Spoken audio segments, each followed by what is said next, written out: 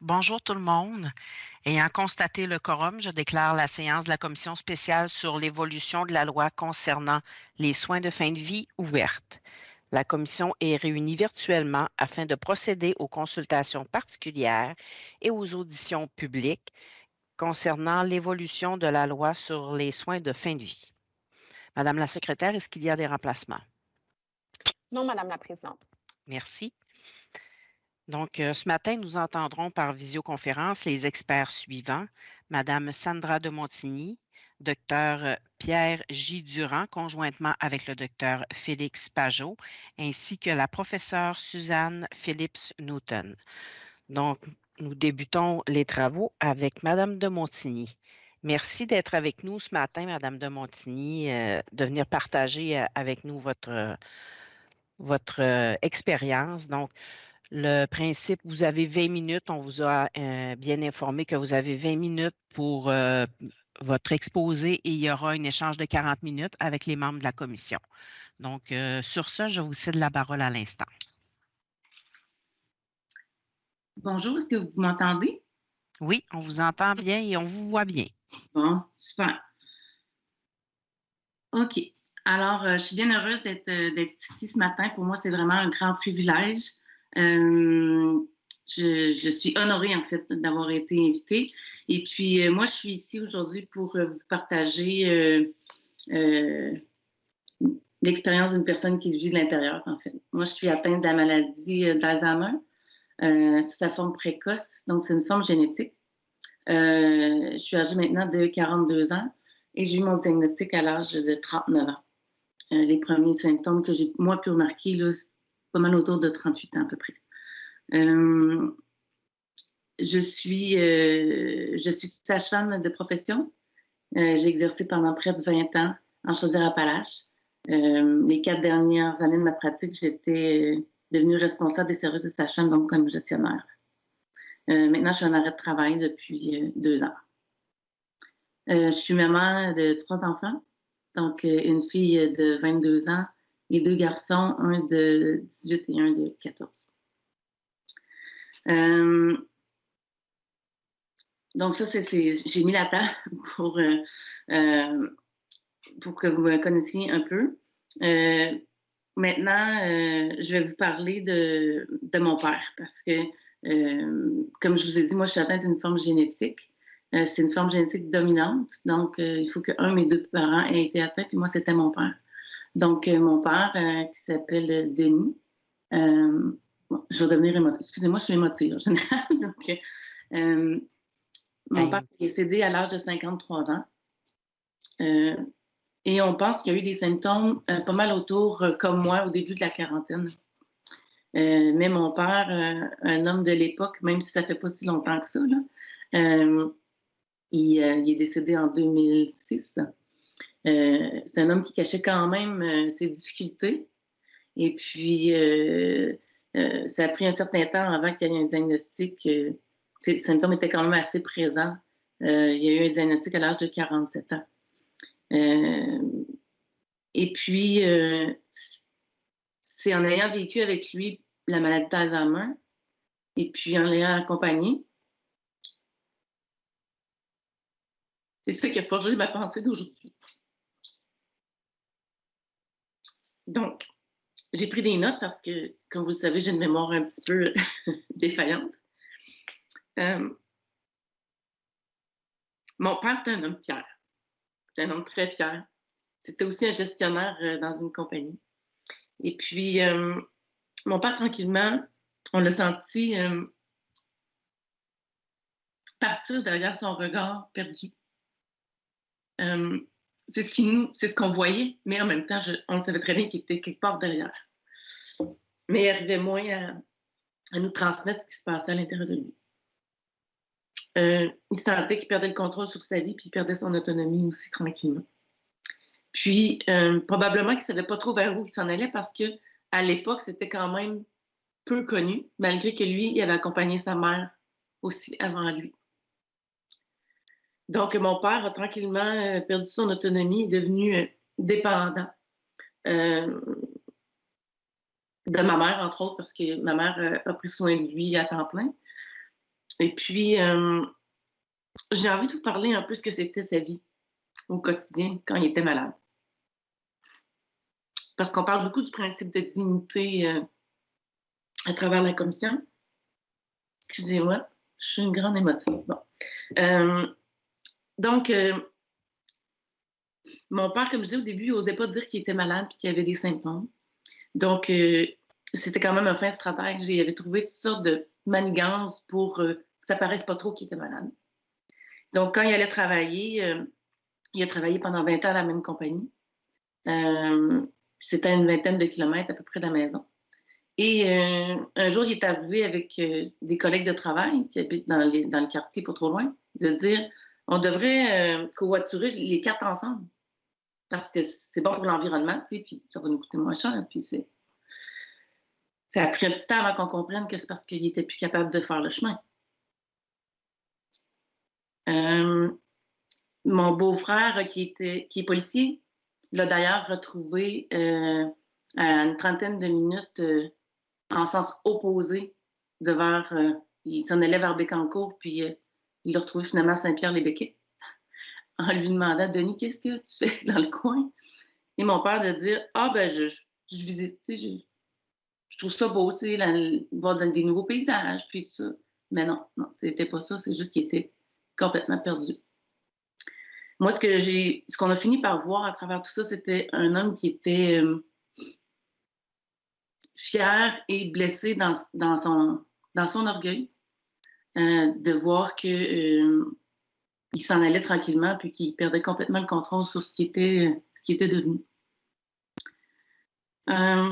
Puis mon père a arrêté de travailler et son quotidien était essentiellement avec ma mère. Je vais vous donner quelques exemples de la vie pour une personne qui a l'air d'un mort.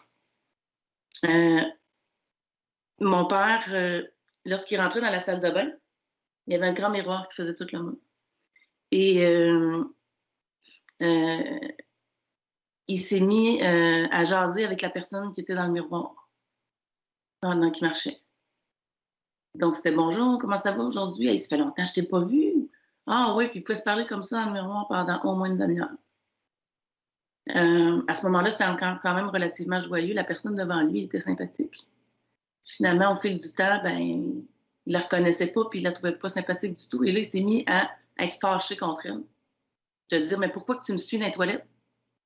Moi, je vais aller aux toilettes tout seul puis toi, tu es tout le temps là. » Et là, moi, je résume ça en 15 secondes, là, mais ça dure quelques minutes.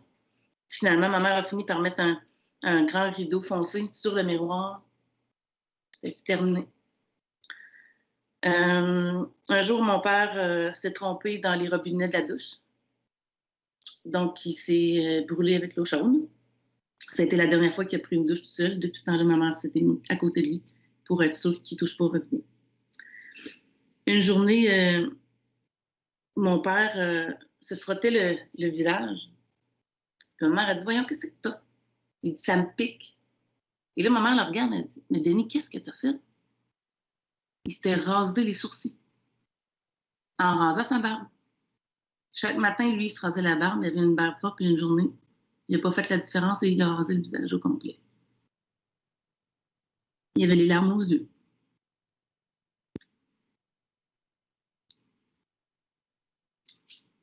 Le temps a passé, puis tranquillement, la détresse se voyait de plus en plus dans ses yeux. C'est comme s'il était embarré dans sa personne. Tout ce qu'on voyait, c'était un regard de gars perdu. Et puis, ce qui est particulier, c'est que j'ai commencé à sentir, je pense, ce feeling-là de la fille perdue. Parfois, je le sens, on me parle de quelque chose, puis je ne comprends pas. Je ne sais pas de quoi qu'on me parle. On me parle d'un événement. Et là, j'ai le regard fixe. Et c'est comme si c'est une page blanche. Là, je ne comprends pas du tout de quoi qu'on me parle. Et là, je dis, excusez, je ne comprends pas de quoi qu'on me parle. Et au début, je vais vous dire, les gens ne me croyaient pas. Ils disaient, voyons, t'es une fille articulée, là. Je disais, tu parles bien, t'écris. Puis là, non, là, je comprends pas. Et c'est ma mémoire à court terme, moi qui est grandement atteinte. pour ça que j'ai des notes, parce que je pourrais vous répéter le même paragraphe pendant quelques minutes. Donc, mon père, on voyait vraiment la détresse dans ses yeux. Un regard perdu qui cherchait, comme s'il cherchait à avoir un point d'ancrage qu'il ne trouvait jamais. Les années ont passé et puis on est arrivé dans les phases finales de la maladie où mon père faisait de l'errance, je vous dirais facilement le 3/4 du 24 heures dans une journée. Il se promenait sans arrêt dans la maison, les yeux mi-clos parce qu'il est trop fatigué, à aller se foncer dans un mur, puis reculer parce qu'il y avait un mur, comme les petits bonhommes d'enfants qui foncent dans des murs puis qui reculent. Là. Ben là, il avançait puis reculait, puis il avançait puis reculait, jusqu'à temps qu'il tombe par terre de fatigue. Et pendant ce temps-là, il y avait ma mère ou mon frère qui le talonnait en arrière pour être sûr qu'il ne se blesse pas. Inutile de vous dire que ma mère est une sainte et qu'elle a été très impliquée. Mais c'était d'une tristesse incroyable. Et là, il pleurait. Puis là, il disait, je suis fatiguée, je suis fatiguée. Alors là, on l'amenait dans son lit. Et quand on couchait dans son lit, c'est comme s'il y avait des épines. Ping! Il se relève, puis il repart. Puis il recommence. Puis là, ça dure. Puis là, il retombe par terre de fatigue. Une demi-heure après, on retourne dans le lit. Et c'est la même chose. Et chaque journée, c'est comme ça que ça a duré plusieurs mois. On se demande vraiment où ça va arrêter. Parce qu'on se dit, moi, chaque fois, je me dis, ben voyons, ça peut pas être pire, là. Je veux dire, c'est épouvantable ce qu'il fait, là. Ça peut pas, mais oui, ça peut. Ça peut tout le temps. Et une journée, on s'est rendu compte qu'il avait arrêté d'uriner. Puis qu'il était pas bien, puis il bougeait, puis on savait pas trop ce qu'il y avait. Mais là, j'ai dit à ma mère, je dis, ça fait au-dessus de 24 heures qu'il n'a pas uriné, là, ça va pas, là. Donc, on dit, ben, on va aller à l'hôpital, là. Il va faire une infection urinaire, ça va pas. Donc, mon père ne voulant pas aller dans l'auto, parce que là, il était vraiment dans les derniers instants de la maladie. Il dit, ben là, on fait quoi? Ben, on va appeler les ambulanciers dehors. Les ambulanciers arrivent, qui étaient pleines de bonnes intentions, OK? Les gens veulent pas mal faire, mais bon. Les gens connaissent peu ou sont mal à l'aise. Donc, l'ambulancier rentre dans la maison avec la civière, puis il dit à mon père, Monsieur de Montigny, venez vous asseoir, là. Venez vous asseoir, on va aller à l'hôpital. Mon père ne répond pas, comprend pas. Il fait juste regarder partout comme ça. Monsieur de Montigny, asseyez-vous. Et là, l'ambulancier lui prend le bras. J'ai eu à peine le temps de tirer et de dire « Hi! Fais pas ça! » Mon père s'est mis à se débattre. Puis à se débattre. Puis là, il hurlait, puis il donnait des coups, puis là, il n'y avait rien à faire. Il pleurait en même temps. Et là, l'ambulancier a pris son genre de walkie-talkie et il a dit on a un cas de psychiatrie ici, là, ça va être difficile. Là, je dis monsieur, c'est pas un cas de psychiatrie, là. Mon père est atteint d'Alzheimer, même si ça ne paraît pas parce qu'il est jeune, là, mais c'est pas un cas de psychiatrie. Il comprend juste pas ce qui se passe en ce moment. Il me dit on va appeler les policiers. Je dis Seigneur, qu'est-ce qu'on va faire avec ça? Et là, les policiers arrivent et un des deux policiers, je reconnais un gars avec qui je suis allée au secondaire, que je n'ai pas vu depuis genre 20 ans. Je me disais Luc. Là, j'explique pour mon père. Je dis écoute, j'aurais une idée. Essaie de te faire passer pour mon frère. Mon père, il est fatigué, les yeux mi-clos, il voit moyen, puis ça. Essaie de te faire passer pour mon frère. Puis mon frère, il appelait mon père le gros.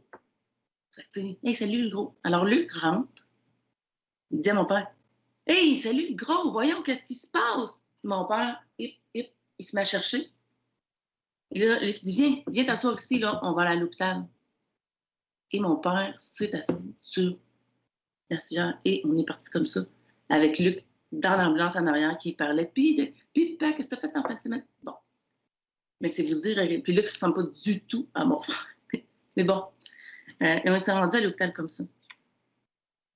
Le nombre de fois que je me suis dit, si mon père se voyait comme ça, là, il m'aurait dit, tu sais, sur le fil, fais quelque chose. Là, je peux pas croire que j'ai l'air de ça devant les autres et que on doit me prendre en charge à ce point-là. Quand on est arrivé à l'hôpital, ils ont mis mon père en isolement dans une pièce fermée en béton. parce qu'il bougeait tout le temps et il allait partout. Et une infirmière est venue pour lui donner un activant ou un calmant quelconque. Et j'ai pas eu le temps de la voir venir assez rapidement. Et elle est allée en ouvrant mon père, prend quelque chose, en forçant un peu. Mon père l'a mordu au sang. Il comprenait pas ce qui se passait. Je dis, madame, il comprend pas ce qui se passe. Il comprend juste pas. Il veut pas, il veut pas faire mal, ça, mais... Et puis, comme je vous dis, il avait l'air jeune. C'est comme si ça collait pas, ses agissements, avec ce qu'il pouvait avoir l'air.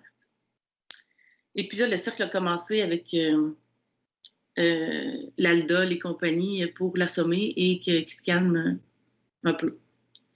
Et ça s'est suivi 3 semaines d'hospitalisation où mon père a été contentionné le torse, les bras, les hanches et les jambes. Et malgré ça, il y avait le réflexe de bouger parce que les gens qui ont l'Alzheimer, vous savez, ils ont le réflexe de bouger et de marcher beaucoup en fin de vie. Donc, mon père tirait sur ses contentions. Il y avait des contusions, des ecchymoses. C'était bleu, il y en avait une tirant sur le noir aussi. Là. Lui, il ne comprenait pas pourquoi il était là, il ne savait pas il était où. Puis... Donc, j'essayais de l'imaginer, là, mais c'est comme si on me mettait dans une place où tout le monde parle d'une autre langue.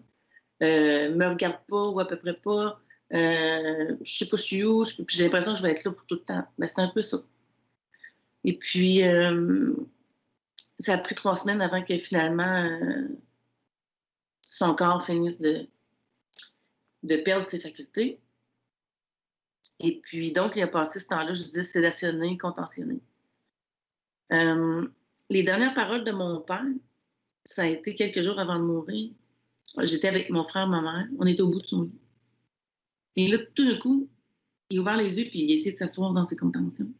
Puis il a regardé mon frère, puis il a dit « Toi, m'as tué, mon tabarnak! » Ça a été sa dernière phrase.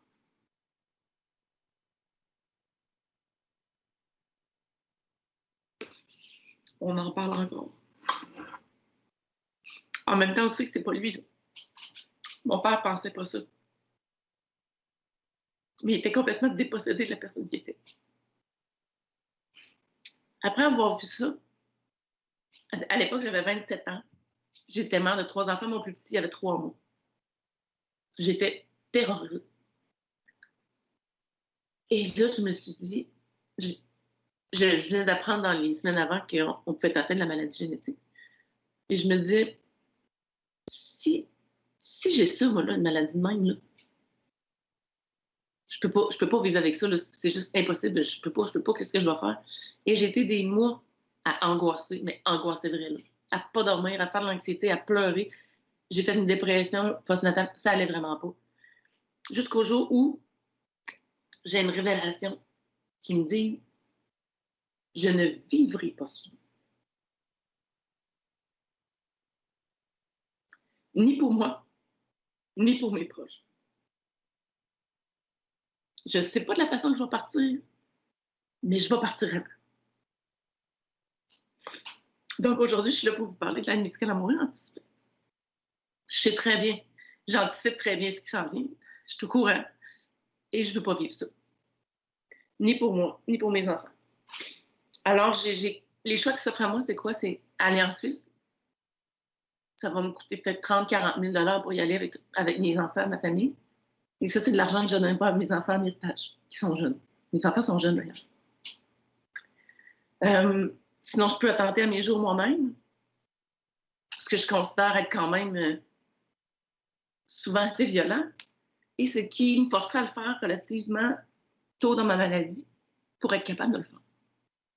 Mais je pense qu'aujourd'hui, là, en 2021, on est rendu plus loin que ça. On est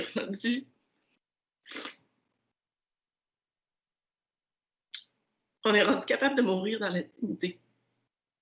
Ça a commencé il y a quelques années. Mais bien honnêtement, là, quelqu'un qui est atteint d'Alzheimer ou autre maladie neurodégénérative, il ne part pas en dignité. Moi, la mienne, ça me nuise à chaque semaine. Et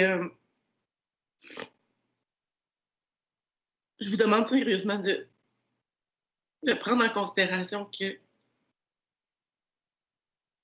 partir, faire avant mes directives à mes pères ou ma famille et de savoir que la journée que je vais avoir déterminée à partir du moment où j'estime que ma dignité est trop atteinte, savoir que je vais partir, je vais passer les années qui me restent sereine.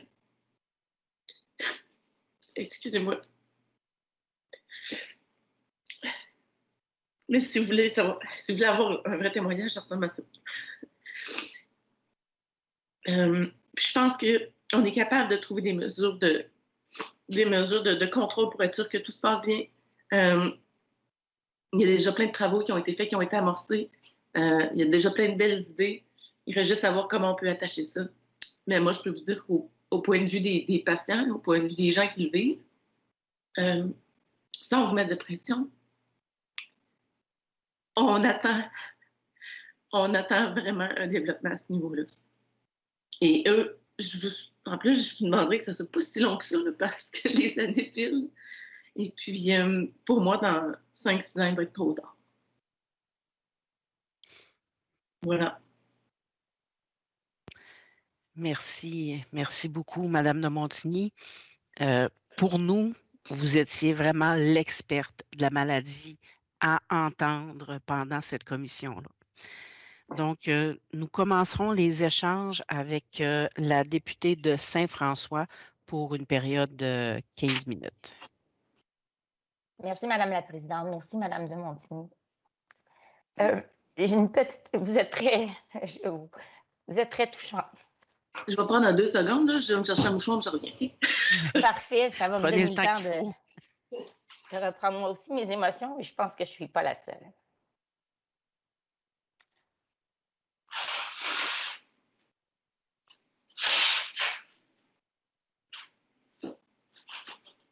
Bon, OK, excusez-moi. Là. OK. Oui, je vous écoute, madame. Alors, Madame de Montigny, on comprend votre demande. Hier, on a eu des médecins qui nous ont parlé, dont, si je me souviens bien, Dr Morin. Puis, j'avais une question. Il nous a parlé, c'est sûr qu'on parle de l'Alzheimer plus âgé, à un certain stade. Parce que j'ai lu dans un certain article que vous avez dit le moment où je ne pourrai plus reconnaître mes enfants, ça serait pour moi un critère que j'aimerais qu'on exécute mes demandes de fin de vie.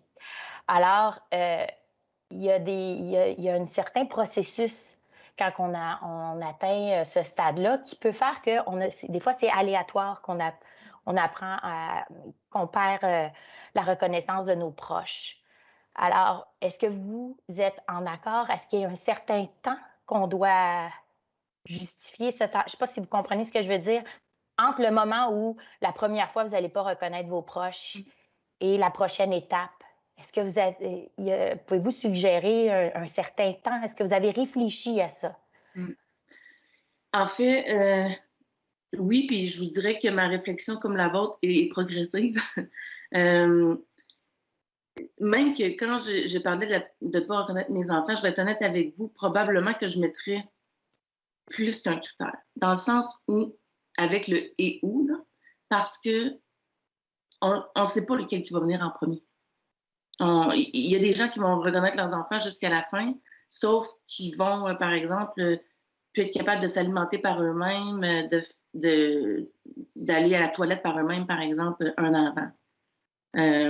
Donc, moi, personnellement, j'aimerais mieux en mettre plus qu'un, avec un « et où ». Et avec un délai, je vois ça comme un compromis, dans le sens où, tu sais, je comprends que les médecins qui vont pratiquer, j'espère, la médicament anticipée, n'auront pas envie d'aller plus vite qu'il faut. Comprenez-vous? Il y a le genre d'aller trop vite, puis que finalement... fait que, oui, pour avoir un délai, dans le sens où si je ne le reconnais pas une journée, je vais le reconnaître le lendemain, mais je sais que ça peut aussi durer un certain temps. Moi, mon père, il m'a reconnu là, on and off jusqu'à 2 mois avant son décès. Puis ça, pour moi, c'est très loin. C'est très, très loin. C'est pour ça que je serais plus à l'aise de mettre plus qu'une mesure, pour moi. C'est ça. Tout étant le but de donner une possibilité d'avoir une certaine qualité de vie avec vos proches le plus longtemps possible. Oui, puis en même temps, la qualité de vie peut être relativement subjective aussi. Oui, c'est ça. Moi, le critère principal que je nommerais, que j'ai déjà dit aussi, c'est moi, personnellement, l'hygiène corporelle, là, aller aux toilettes tout seul, puis être capable de gérer mes besoins personnels, ça, c'est quelque chose que je veux pas avoir besoin de quelqu'un chaque fois que je vais aux toilettes. Là. Je ne veux pas ça. Je dirais que moi, ça serait probablement mon critère principal. Mais esclavage, j'aimerais savoir une boule de cristal, je ne sais pas. Mais je pense que moi, j'aimerais probablement l'idée d'un et ou. Mais pas en mettant peut-être des choses, mais je veux dire, parce qu'on ne sait pas comment ça va évoluer. Parfait. Puis, si on regarde du côté de l'accompagnement, pour que vous soyez accompagné là-dedans, donc, demandez-vous qu'il y ait une certaine équipe clinique, qu'on parle de psychologue, travailleur social, médecin. Donc, recommandez-vous ça. Puis d'inclure aussi les proches dans toute cette décision-là, là, qui doit être, je crois, très claire aussi. Là, donc, Je suis tout à fait d'accord avec vous. Puis j'ai la chance déjà d'avoir une belle équipe comme ça autour de moi. Le neurologue, la neuropsychologue, la psychologue, la travailleuse sociale.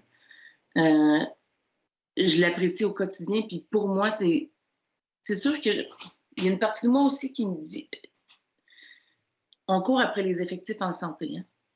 Je voudrais pas que le fait qu'on n'ait pas le personnel nécessaire parce qu'on manque de psychologues ou de travailleurs sociaux, qu'on ait un frein dans une démarche de quelqu'un qui voudrait avoir la médicale à mourir anticipée. Je trouve que ce ne serait pas à cette personne-là de payer pour.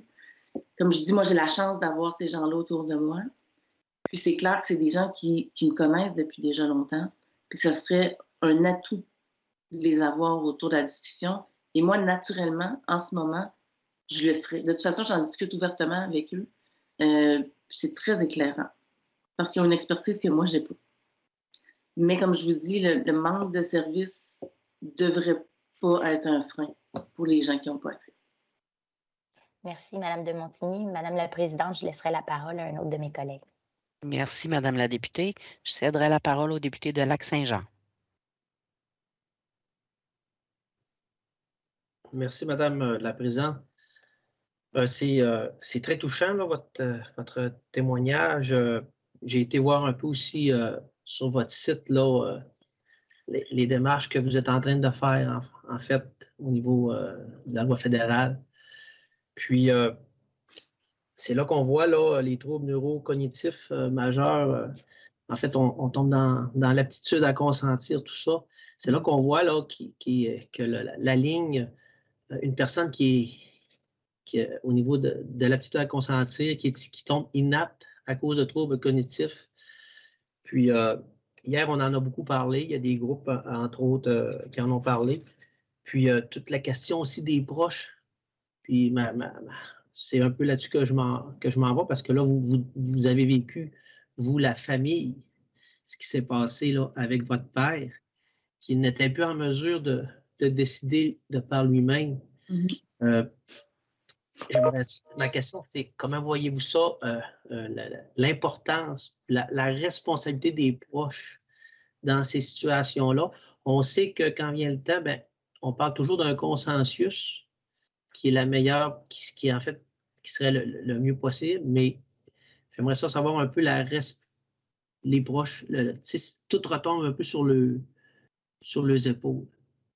Puis, qu'est-ce que vous proposez pour aider les proches? Parce qu'il y a toute l'émotivité là-dedans aussi qui embarque, puis qui vient fausser aussi des fois la perception qu'on a. Je vais vous laisser... Merci pour votre question. c'est sûr que, bon, il n'y a pas une situation qui est pareille. Moi, mes proches, mes enfants, mon conjoint, ils sont complètement d'accord avec moi. On en parle depuis tellement longtemps que ça va de soi. Puis, mais je sais que c'est pas comme ça dans toutes les familles. Moi, ce que j'ai pensé pour moi, parce qu'il faut avoir un mandataire ou en tout cas quelqu'un de désigné qui va trancher. Moi, j'ai opté pour ma meilleure amie, qui est une collègue de travail depuis 20 ans, qui me connaît là, très, très bien et qui partage les mêmes valeurs de vie que moi. Pour elle, c'est une évidence même. Et puis, malgré que ma famille aussi, ils sont tout à fait d'accord, mais moi, personnellement, je trouvais que mes enfants ne sont pas très vieux non plus, là. Je trouvais que c'était un petit peu lourd de leur mettre ça sur les épaules. Ce que je pense faire, ce que je pensais la mettre, elle, en consultation avec mes enfants. C'est sûr qu'elle espère que mes enfants ne s'opposeront pas, mais en même temps, je ne penserais pas. Mais c'est sûr que dans des familles où les gens ne s'entendent pas, ça ne sera pas évident. Je vais être honnête avec vous, là, je pense que la façon de s'en sortir, là, c'est que les gens puissent être capables de se centrer sur la personne qui est au cœur de la situation. Parce qu'on peut avoir comme individu des valeurs différentes, mais c'est pas ma fille là, qui vit ça, puis c'est pas mon conjoint non plus. C'est moi. Donc moi, c'est quoi mes valeurs? Qu'est-ce que j'ai toujours véhiculé? Puis j'espère que les gens vont arriver, puis probablement avec un accompagnement, mais à être capable de faire ce choix-là, qui est le choix qu'on fait au nom de la personne qui n'est pas capable de le faire. C'est sûr que, bon, on parle des directives anticipées. C'est clair que si il est possible que je puisse déterminer de façon très claire, le plus possible, mes directives anticipées, et que ce soit, par exemple, consigné via le notaire ou via les demandes ministérielles là, qui sont comme le non-réanimation et tout ça. Plus c'est clair de ce côté-là, plus ça va libérer de poids sur les gens pour prendre une décision. Quelqu'un qui a rempli un papier de non-réanimation, ben, les proches sont sûrement contents de ne pas avoir à trancher là-dessus. C'est un peu le même principe. Je pense qu'avec certaines mesures, on pourrait être capable de diminuer la tension aussi sur les gens parce que la personne atteinte va avoir, elle, déterminé des choix d'avance. Mais merci, c'est tout. C'était intéressant là, quand vous dites que vous avez nommé quelqu'un d'autre, c'est quand même intéressant. Je vais laisser la parole à d'autres collègues. Merci, monsieur. Merci. Je céderai la parole au député de Mégantic. Bonjour, Mme Omni. Beau témoignage. Écoutez, je sens qu'on est comme chacun de notre tour, un à un avec vous ce matin, là. Et j'aimerais revenir un peu en arrière, puis un peu en avant en continuant là, sur ce que le député de Lac-Saint-Jean a dit aussi. Moi, je veux savoir comment comment vous vous sentiez à 29 ans, à 39 ans et à 42 ans. Bon, dans le sens que, comment vous avez vécu la maladie de votre père, d'un, qu'est-ce que vous auriez fait à ce moment-là si vous aviez eu des choses à pouvoir planifier pour le futur, d'un. De deux, à quel moment, dans la maladie de votre père, si vous vous mettez à sa place, à quel moment pour vous, c'est assez? Vous avez parlé tantôt là, de ne pas être capable d'aller aux toilettes seul. Est-ce qu'il y a d'autres choses? Est-ce que c'est l'agressivité, le fait de...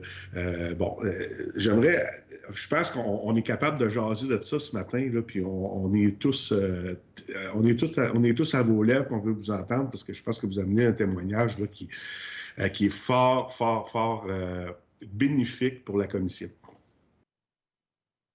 Vous êtes bien gentil. Merci. Je vais commencer par votre deuxième question parce que la première, va falloir qu'on en parle, je ne me rappelle pas.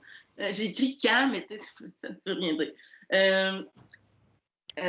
Au niveau de mon père,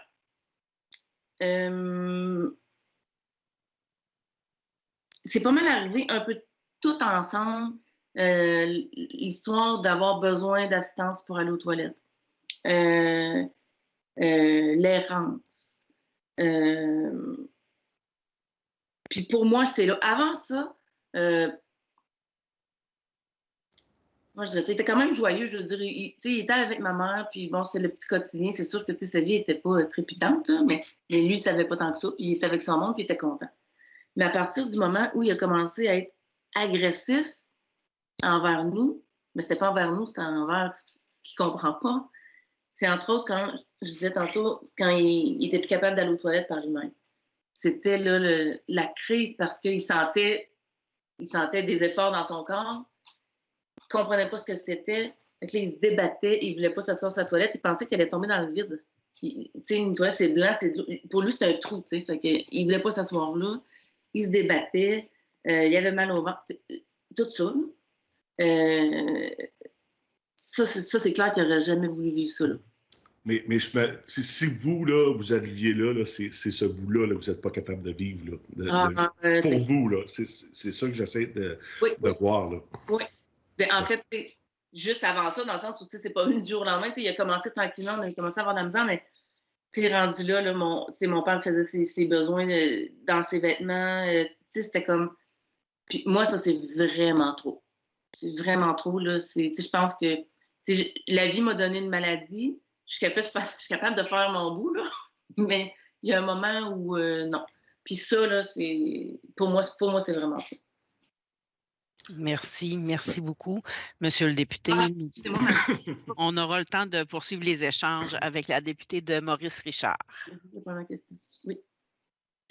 Je vous remercie, Madame la Présidente. Bonjour à Madame de Montigny. Puis vraiment un sincère merci de contribuer à nos travaux, de venir nous parler ici dans toute votre authenticité.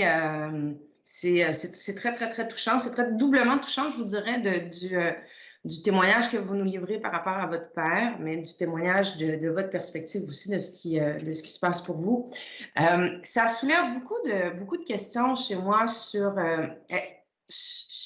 comment vous ce que j'ai entendu, en fait, de ce que vous nous avez dit par rapport à votre père, entre autres, c'est beaucoup sur la dernière image aussi, je pense, qui est projetée sur... Vous nous avez parlé de la dernière phrase qu'il a dit à votre père. Est-ce que... Puis j'essaie de voir dans ce qui vous habite, dans le fond aussi, dans votre démarche, la question de la souffrance par rapport à la dignité. Parce que on a parlé beaucoup de souffrance avec les experts au cours des derniers jours, justement, comment on l'évalue, qu'est-ce que c'est. Mais j'entends aussi beaucoup dans ce que vous nous dites, justement, l'aspect de dignité, de comment vous avez vu votre père aussi évoluer là-dedans, mais aussi par rapport à vous et par rapport justement à la relation avec les proches, les mots durs qu'il a dit à votre frère quand vous nous dites, ben on sait très bien que c'était pas lui, mais on voit que la blessure, elle est encore très vive sur les derniers moments que vous avez avec lui. Donc, je voulais vous entendre, juste un peu large comme question, mais je voulais vous entendre sur ces questions-là.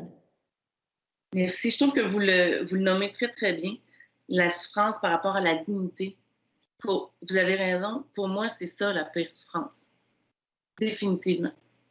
Définitivement. Puis en plus, ça se fait sur le long cours. C'est pas juste un événement de j'ai mal quelque part aujourd'hui. La dignité, bon, ça, à la fin, ça a atteint son paroxysme. Là. Mais durant toutes les années, avant, tranquillement, là, c'était un morceau à fois. C'est comme un casse-tête qu'on enlève des morceaux. Là. Moi, je suis quand même aux phases modérées à la phase modérée de la maladie. Je peux vous dire que ma dignité en prend déjà pour son rhume. Là. Mais, bon, je travaille sur mon orgueil. Je suis encore capable de le faire. Puis, de me dire, ben, c'est de même. Puis, de toute façon, je ne peux rien y changer. Mais, maintenant, j'ai commencé à dire, excusez-moi, là, j'ai des problèmes avec ma mémoire. Je m'excuse.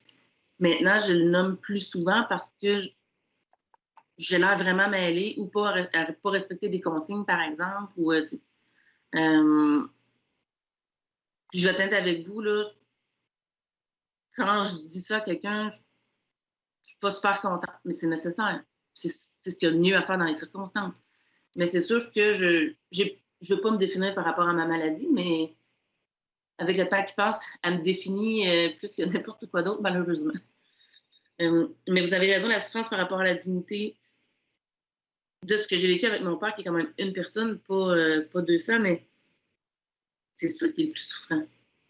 Vraiment, j'ai entendu des gens, bon, j'ai écouté aussi la commission avant, puis j'ai entendu quelqu'un qui parlait de la démence heureuse, de quelqu'un qui, je me souviens plus exactement, là, mais qui se berçait puis qui flattait un toutou, quelque chose comme ça. Moi, dans ma version à moi, pour ma personne, la dignité, puis je pense que ça peut être variable d'une personne à l'autre, moi, je me sens pas digne là, de faire ça pendant une journée, puis que les gens viennent autour de moi, mes proches, je sais pas trop c'est qui, puis je fais juste ça, puis si on me tente pas de là, je vais rester là pendant 24 heures, tu sais, pour moi, c'est comme un, je veux pas être péjorative, là, mais c'est comme un plaster sur le bobo, tu sais. Pendant que je suis là, puis je me baisse, puis que j'ai l'air contente, ben, je dérange pas, je fais pas d'autre chose en même temps. Quelqu'un qui va bien, là, qui a tous ses esprits, est-ce qu'il ferait ça pendant 10 heures en ligne? Je pense pas, là. Parce que moi, ça me tente pas. J'ai pas envie de faire ça. Tant qu'à ça, je pense que je serais bien dans un autre lieu qu'on connaît pas encore, mais où ça va être paisible. Bien, oui, c'est exactement à ça que je faisais référence, la question de, entre autres, de la démence heureuse. Moi, j'ai eu l'occasion dans ma carrière de travailler quelques années dans des CHSLD, puis évidemment, il y a une proportion très, très importante de gens, je pense que c'est 70% des personnes qui ressemblent un peu à ce que vous nous avez décrit de votre père, là, qui font de l'errance, qui sont en phase avancée d'Alzheimer, puis après ça, il y a un spectre effectivement, certains qui sont un peu plus agressifs, il faut les approcher plus lentement. D'autres, effectivement, qui ont ce côté-là. En tout cas, je ne suis pas sûre que j'aurais appelé ça heureux personnellement. Je ne sais pas si c'est un terme clinique qui a été utilisé ou pas. Là, on pourra le clarifier avec d'autres experts. Mais c'est un peu là que je voulais voir. Est-ce que quand vous nous dites, moi, je vois ce qui arrive devant moi, puis peu importe qu'il y ait une réelle souffrance ou pas, à partir du moment où j'aurai plus la dignité, donc je serai plus capable de faire tel geste, m'alimenter moi-même, aller à la salle de bain moi-même, est-ce que pour vous, c'est pas une façon aussi de, tu sais, vous nous avez parlé, oui, du fardeau que ça peut apporter à votre famille, mais est-ce que c'est pas une façon aussi d'avoir une certaine tranquillité d'esprit maintenant, dans les années où vous êtes vive d'esprit et je vous vois sourire, je vous vois réagir, mais c'est un peu ça que je voulais voir aussi parce qu'on parle tout le temps de la partie où la maladie elle est très présente puis on arrive plus en fin de parcours, mais j'imagine qu'il y a une dignité aussi puis une tranquillité d'esprit pendant qu'on peut prendre cette décision-là aussi. Exactement. Comme je disais tantôt, quand moi j'ai décidé à l'âge de 27 ans que j'allais finir ma vie dans un moment où j'aurais encore ma dignité, c'est là que j'ai vraiment senti un apaisement. Ça a été là, le jour et la nuit. J'ai été, avant ça, des jours, des semaines à penser à mon père, à le voir dans ma tête, puis à angoisser. Et quand ça, c'est venu, puis malgré que l'idée, par exemple, de me donner à mort ne m'enchante pas du tout, là, mais de me dire, ah non, il y a moyen que je vive ma vie sereine, zen, parce que cette phase-là, là, il n'y en aura juste pas. Puis, en effet, ça a été un tournant marquant dans ma vie, ça. De sentir que ma vie m'appartient encore, même si elle est grandement dominée par des plaques amyloïdes dans mon cerveau. Puis, il y a un certain moment où je vais avoir donné, ça va être correct. Puis, j'adore la vie. Mais justement, moi, je ne considère pas ça comme une vie où je m'épanouis, où je suis heureuse aussi. Non, j'ai envie de partir quand ça va être encore beau. Pas trop tôt, mais pas où on va être rendu dans le trop tard. Vous l'avez très bien expliqué. Exactement. Puis merci, hein, vous êtes une grande générosité une grande authenticité dans vos réponses. Honnêtement, ça va tellement nous aider dans nos travaux. Et il y a un autre élément que je voulais voir avec vous aussi, puis vous me l'avez mentionné, vous avez suivi les travaux de la commission depuis vendredi dernier. En effet, référence beaucoup les experts qui sont venus nous voir aussi à l'évaluation de la souffrance par le jugement clinique, par un médecin, par un professionnel de la santé. Puis j'aimerais ça vous entendre. Vous avez dit que vous confieriez cette décision-là à une amie qui est proche de vous, qui vous connaît bien, qui partage vos valeurs. Puis j'aimerais ça vous entendre sur le poids justement à donner à quelqu'un qui connaît la personne, qui la connaît très, très bien, qui la connaît assez pour voir l'évolution aussi de cette personne-là à travers sa maladie, versus justement une décision clinique par un professionnel, à savoir justement est-ce que vous accepteriez que ce ne soit pas exécutoire, cette décision-là, qu'un jugement clinique puisse prendre le pas sur l'évaluation de votre proche à qui vous avez confié ça? Bien honnêtement, non. En fait, c'est que je vais parler pour moi. C'est vraiment une réflexion personnelle. Moi, elle s'appelle Marie-Josée, on l'a vu par son nom. Marie-Josée, je la connais, on partage les mêmes valeurs, on en parle souvent, tout le temps, depuis des années. Et puis, je sais qu'elle est capable de faire valoir mon point parce qu'elle le partage. Dans les équipes médicales, comme dans n'importe quelle autre équipe ou peu importe à quel humain on parle, les gens ont aussi des valeurs personnelles. Et puis, comme intervenant, malgré qu'on devrait le plus possible être le plus neutre et vraiment focusé sur le besoin et les demandes du patient. J'aurais comme une crainte que ça se fasse pas nécessairement dans certains cas. C'est sûr que j'ai travaillé 20 ans dans le réseau, là, et puis ça se voit des fois des professionnels qui pensent que la façon A de faire est meilleure que la façon B. Parce qu'ils ont appris, mais aussi parce que chaque humain est fait de ses valeurs puis de ses expériences.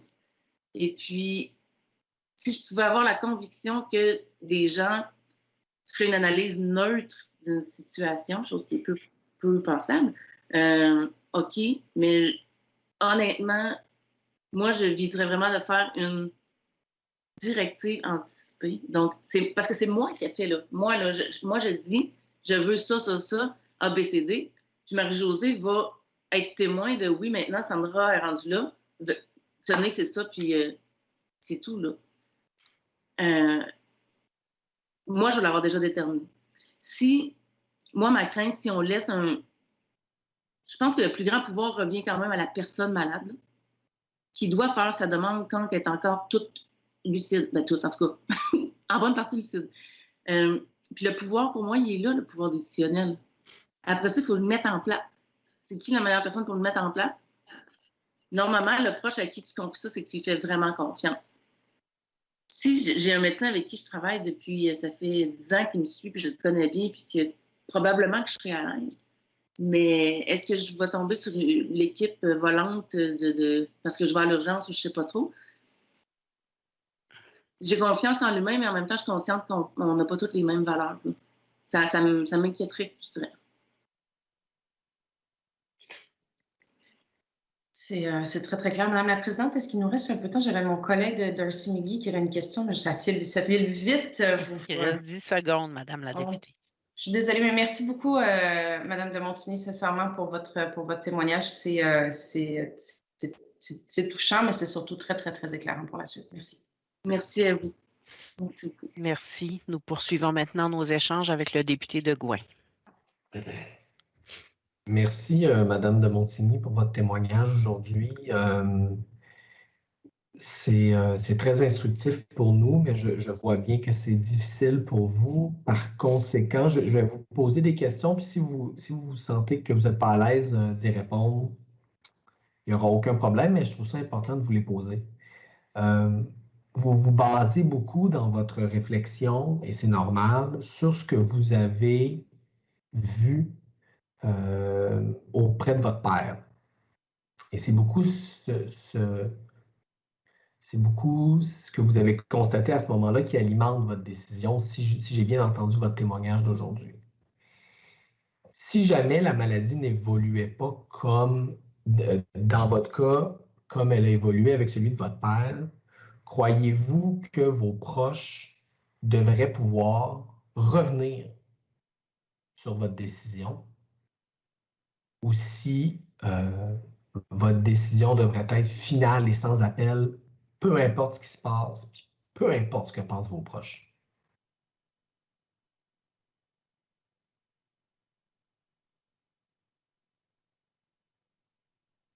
Madame de Montigny, est-ce qu'on aurait perdu la connexion? On va suspendre quelques instants, on a perdu la connexion.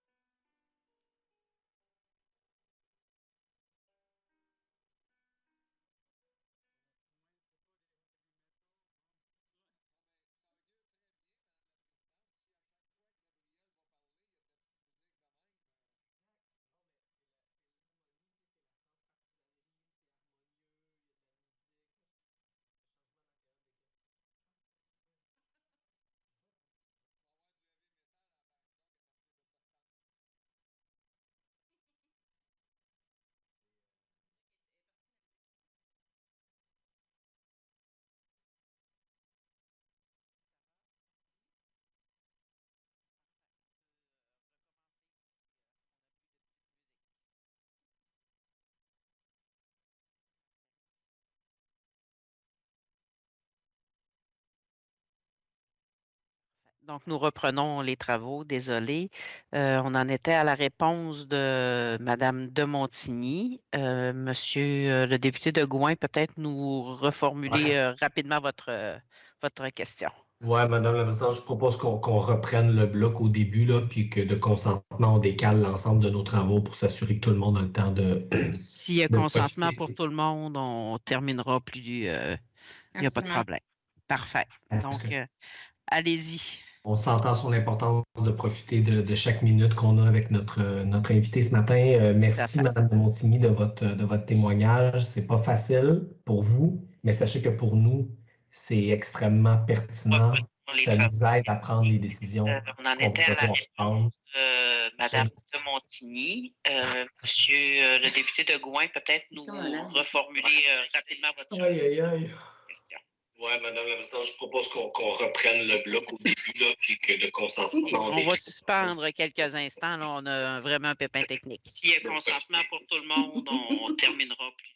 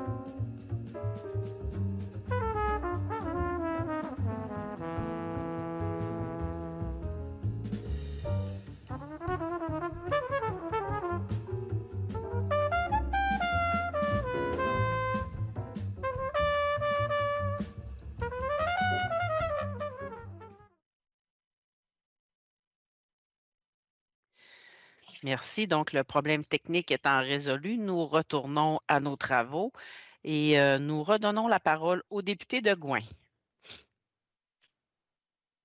Merci, Madame la Présidente. Merci, Madame de Montigny, pour votre témoignage. Désolé des pépins techniques. Ça a détendu l'atmosphère un peu. Je sais que les questions que je vais vous poser ne seront pas nécessairement faciles. Puis si vous n'avez pas envie d'y répondre, il n'y a aucun problème, mais je m'en voudrais de ne pas vous les poser. Je veux profiter de votre présence pour savoir, vous, comment vous voyez cette situation-là. Votre témoignage puis votre décision de choisir l'aide médicale à mourir, elle se base beaucoup sur ce que vous avez vu de votre père. Puis ça vous donne une idée de comment votre maladie à vous va évoluer.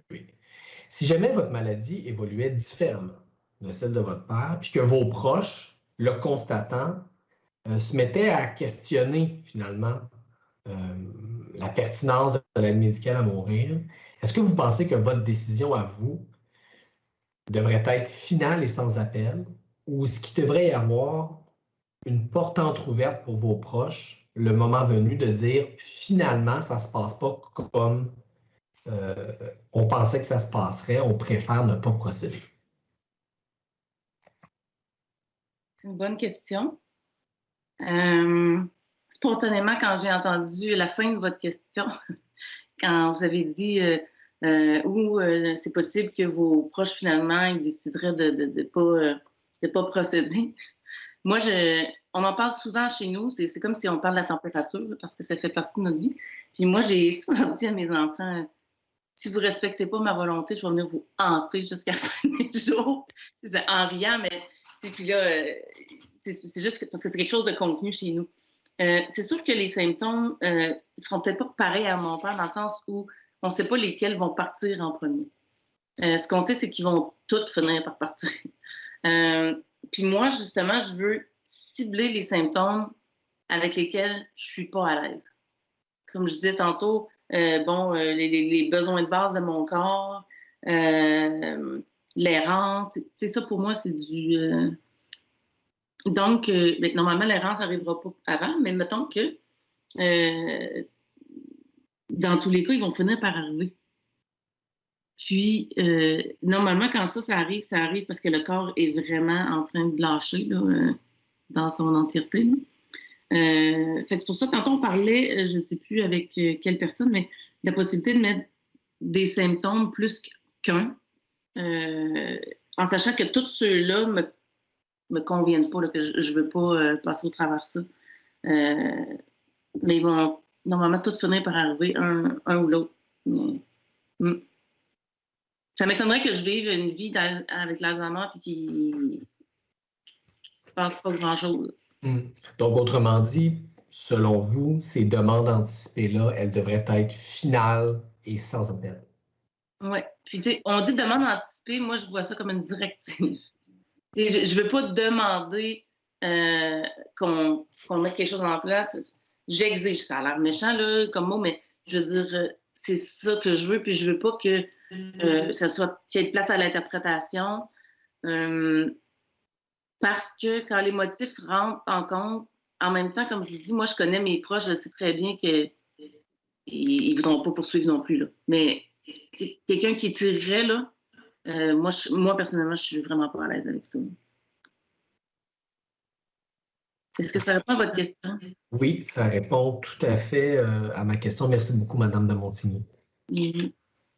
Merci, Monsieur le député. Je céderai maintenant la parole à la députée de Joliette.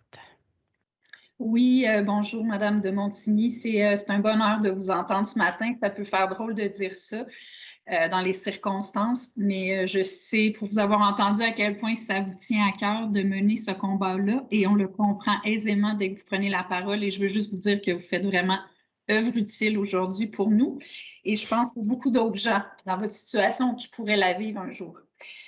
Je veux continuer dans la même veine que mon collègue et plusieurs collègues. C'est qu'hier, on a vraiment, je ne sais pas si vous nous avez suivis hier, mais il y a cette espèce de débat-là entre les experts sur jusqu'où, justement, c'est la demande de la personne qui en toutes circonstances, doit primer, versus la recherche d'un consensus entre ce que la personne aurait demandé l'équipe médicale et les proches.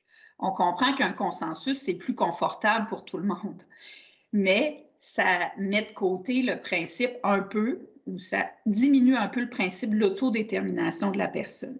Vous, là, quand vous vous projetez, là, vous venez de répondre à mon collègue, vous voudriez que ça soit exécutoire, on le comprend très bien, mais dans un monde idéal, est-ce que vous vous projetez en disant, moi, même si l'équipe médicale a un peu des doutes parce que j'ai l'air finalement mieux que je pensais que je serais en termes de, je dirais, de comment vous vivez votre intimité, mettons, là, et que vos proches, finalement, face à ça, sont moins confortables, est-ce que je vous lis correctement que vous dites, moi, c'est pas le consensus qui m'intéresse, c'est ce que moi, je vais avoir dit, même si mes proches sont moins confortables, puis mon équipe médicale aussi?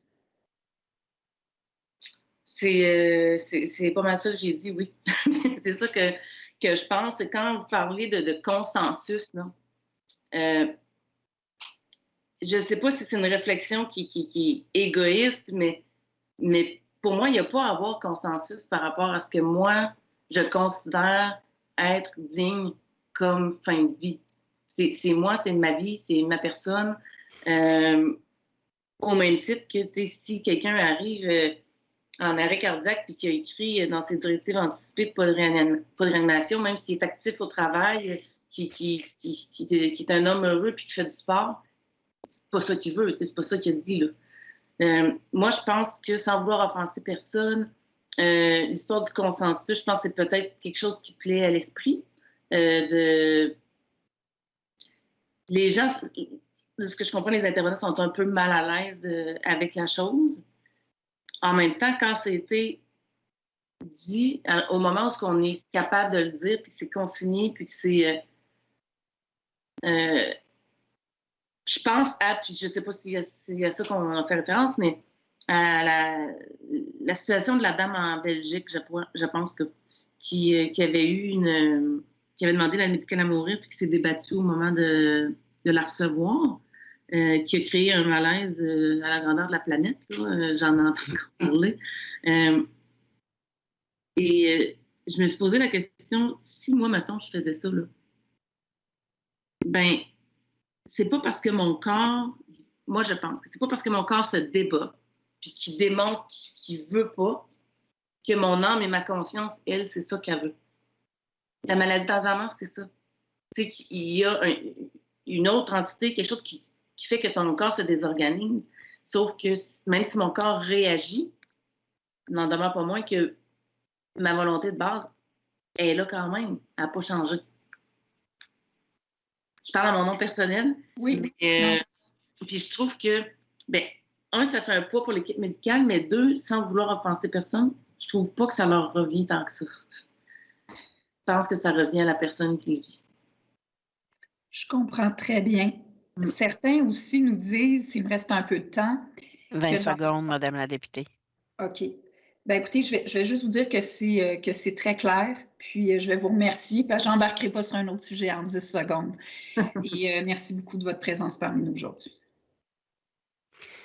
Merci beaucoup, Madame de Montigny. Ça termine les échanges pour aujourd'hui. Merci, un merci sincère d'avoir accepté très généreusement de nous partager votre expérience. Donc, le meilleur pour la suite et nous, on vous aura toujours à quelque part dans notre cœur pendant nos délibérations. Merci beaucoup. Merci pour votre écoute. Merci. Donc, nous suspendons quelques instants le temps d'accueillir nos nouveaux invités.